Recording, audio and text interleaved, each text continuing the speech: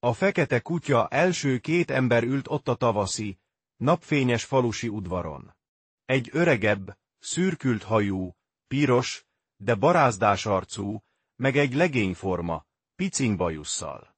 A fiatalember különben viasszín arcán a tüdővész két halál rózsája nyílt, nagyokat köhögött és szívta a tavaszlevegőt, azt az édes élethalál orvosságot. Szemeiben a láztüze csillogott, homlokán a verejtékcsembek gyöngyöztek elő, keze a szíve táján babrált. Az öreg nézte. Jobb színben vagy már, Jóska, mondotta, kigyógyulsz nyárra szépen. Nem gyógyulok én, édesapám, nem hiszem, viszonozta a fiú csendesen. No csak ne beszélj, tudod, mit mondott a doktor. Egy ideig csendesen ültek, azután megint az öreg szólalt meg. De gyerünk már, Jóska, vissza az ágyba, elég volt a levegőből. Nagy gyöngeséggel emelte fel a fiút, és lassan bevezette a szobába. Lefektette, azután kiment, az udvaron tetvett. Néha megállt a munkában, ilyenkor megfogta a torkát, ahol folytogatta valami, és nagyokat, keserűket nyelt. Második a fiú meghalt. Reggel egy mosdótálnyi vér jött ki belőle, azután elaludt. Ránézett az apjára, amint halálos fáradtsággal a párnára dőlt. Isten áldja meg, édesapám, mondotta suttogva. A szeme erősen belevilágított az öreg szemébe. Fájdalmasan, kérőn, békésen és kétségbeesetten nézett rá, a szeme azután lecsukódott. Az öreg az ágy mellett ült, és nézte a haldoklást. Kigombolta az ingét, mert szíve borzasztóan vert, homlokán hideg izzadtság tört ki, s azok az egészséges térdek, melyek az egész napi munkában meg se roppantak, most idegesen remegtek. A napsugár betévedt a fehér falra meg a fiú félholt arcára. Jóska, Jóska, mondotta csendesen, síró hangon, de az nem mozdult. Megtörölte a zsebkendővel a homlokát. Eszébe jutott az egész élete. A gyermekkora, a katonaság, a házassága, amelyikből egyetlen gyerek lett. Az asszony fél évre rá meghalt. Ő maga nevelte föl a Jóskát fél éves korától mostanig. Nem volt nap, hogy ne lettek volna együtt. Elvitte magával szántani, kaszálni. Milyen eleven kölyök volt. Azután iskolába járt, nem tanult nagyon jól, de a mester sose panaszkodott rá. Elolvasott nem egy könyvet az apjának, és együtt okultak belőle.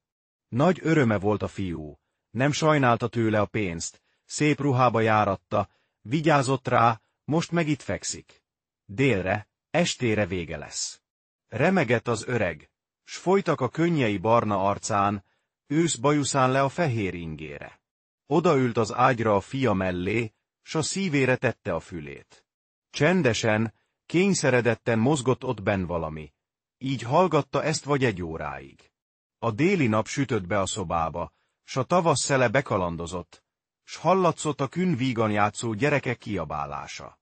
Majd megszólalt a déli harangszó. Az emberek az utcán levették a kalapjaikat, és az öreg hallotta, hogy megállt a fiának a szívgyerése. Egy nagyot lehelt, kiadta a lelkét. Fölállott azután, előkereste a zsebkendőt, letörölte a könnyeket az arcáról, összekulcsolta a fia verejtékes, fehér kezeit, lefogta a szemeit, felkötötte az állát, becsavarta a lepedőbe, és meggújtotta a gyertyát.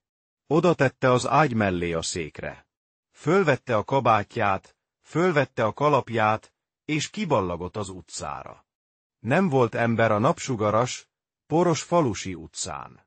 A meszelt házak úsztak a fehér fényességben. Az öreg átballagott a szomszédba. Meghalt a fiam, mondotta. Már beesteledett, a temetőben nem volt emberi lélek, csak az öreg, levett kalappal állott a friss sír fölött, és mereven nézett a távolba.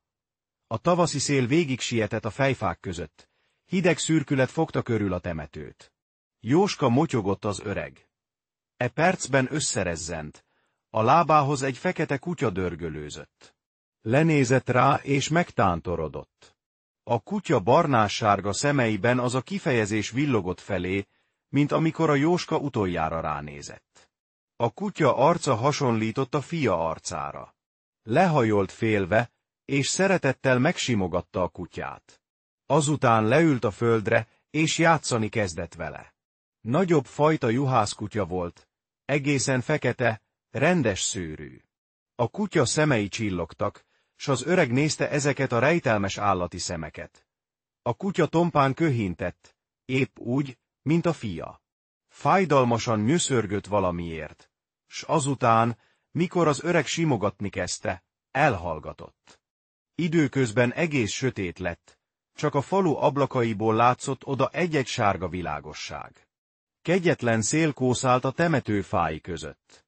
A fák recsegtek, mintha a fogát csikorgatta volna valami rém.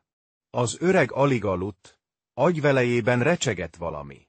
Fölfölijedt, s a sötétben látta a fiát, s a fia arca mellett a fekete kutyájét. 4 lázas szem nézett rá. Végre a fekete kutya és a fia egy alakba olvadtak, csak a fekete kutyát látta.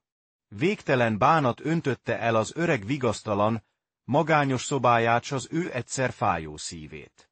Szerette volna magához ölelni a fekete kutyát, mert hiszen az a fia már szegénybeteg fia. Meghalt és kutyává lett, beszélni se tud többet vele. Másnap elment reggel, járt ide-oda a faluban.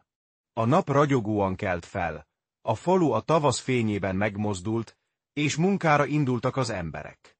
Amint ballag az utcán az öreg, ott terem mellette a fekete kutya, vidáman csóválja a farkát, hangtalanul dörgölődzik hozzá, nézegette, az a fia, megismeri.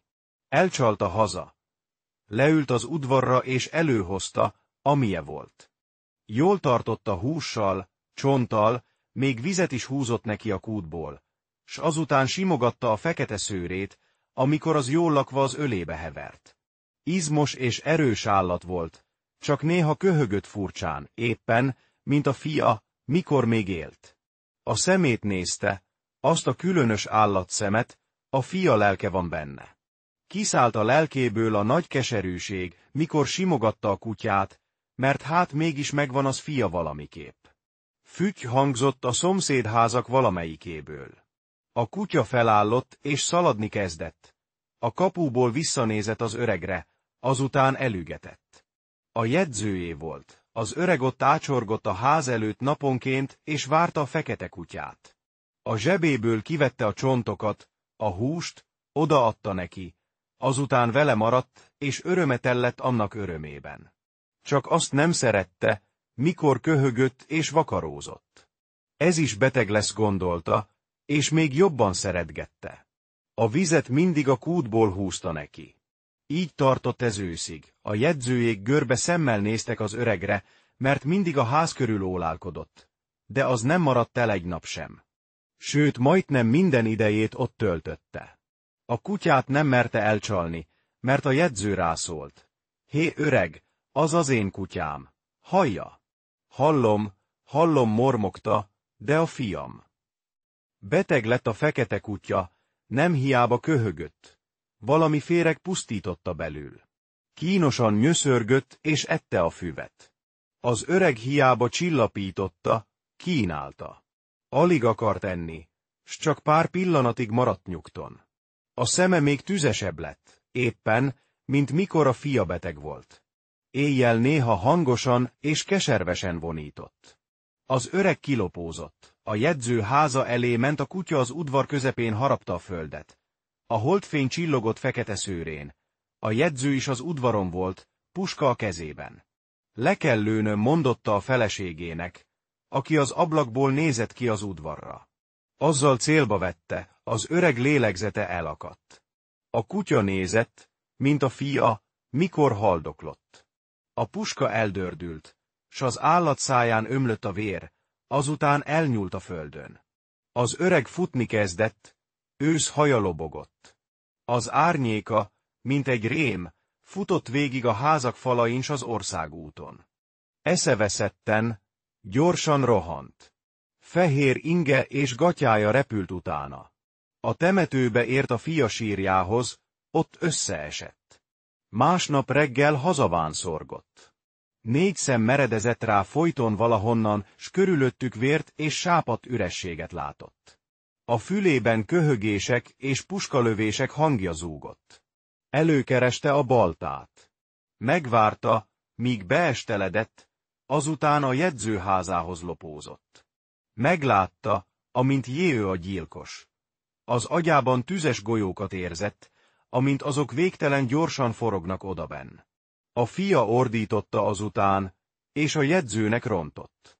Egy ütésre beszakította a koponyáját. A jegyzőt másnap eltemették, az öreg az őrültek házába került. Ott halt meg 1 hónap múlva.